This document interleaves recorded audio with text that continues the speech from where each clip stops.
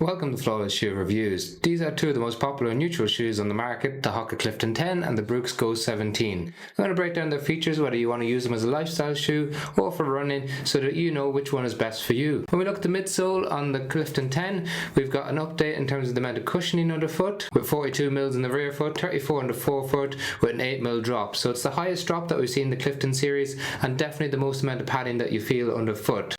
In contrast to that, in the Go 17, we've also had an update with a 10 mil drop now. So we've got 36.5 in the rear foot, 26.5 in the forefoot, whereas all the previous Go series has had a 12 mil drop. So the cushioning feels different, it's a lot more balanced. We've got the DNA Loft nitrogen injected midsole, so when you apply pressure to it, you sink into it a little bit, but then it pushes you back out again. So it's got relatively good responsiveness. In contrast to that, with the CMEVA cushioning on the Clifton, because we now have so much padding underfoot, you do sink into it a little bit more than what we saw on the Clifton 9. So it's not as responsive as that, and definitely not as responsive as the Go 17. So it's a bit more about padding and comfort and cushioning, so you sink into it, it feels a bit more cloud-like, especially when you're walking and standing for long periods of time.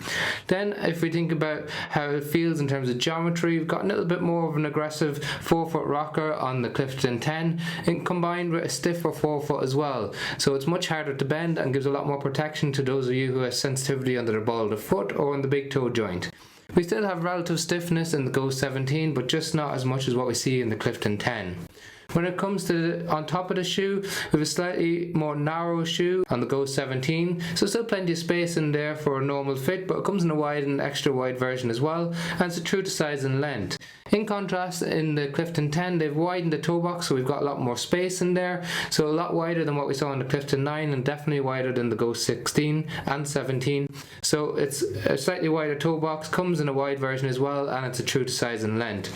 We've got a padded tongue on the Clifton 10, and we've also got a nice padded tongue on the Go 17 as well. We've got ample padding around the heel counter on both shoes, and it's really stiff on the Go 17, so that helps to control the ankle when you initiate contact with the ground. And we've got a lot more flexibility in the Clifton 10, so those of you with sensitivity around the back of the heel, you might enjoy the Clifton 10 a little bit more. Then when it comes to performance, they feel completely different underfoot, whereas before they were a bit more similar. So the Go 17, if you want to use it as a lifestyle shoe, it's nice and balanced, can be used for walking and standing all day, no problems there.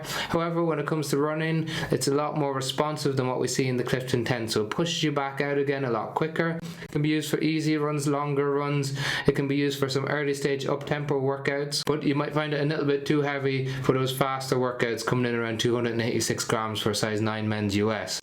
In contrast to that, in the Clifton 10, well, the Clifton 9 used to be able to do more up-tempo workouts and fast workouts. I think because of the softness of the cushioning in the Clifton 10, it's just not able to do that as much. So it's more for standing all day, walking all day, excellent lifestyle shoe. When it comes to running, it can be used for marathon distance running, easy runs, recovery runs for sure.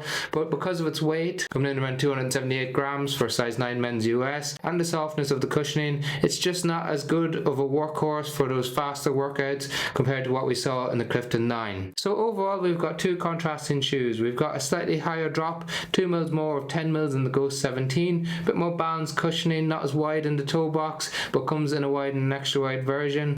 In the Clifton 10, we've got a complete overhaul from the Clifton 9. We've got much softer foam underneath your foot. We've got a lot more foam underneath your foot, stiffer forefoot, and a lot more space in our forefoot than what we see in the Go 17. However, if you have any questions on them, please drop them in the comment section below.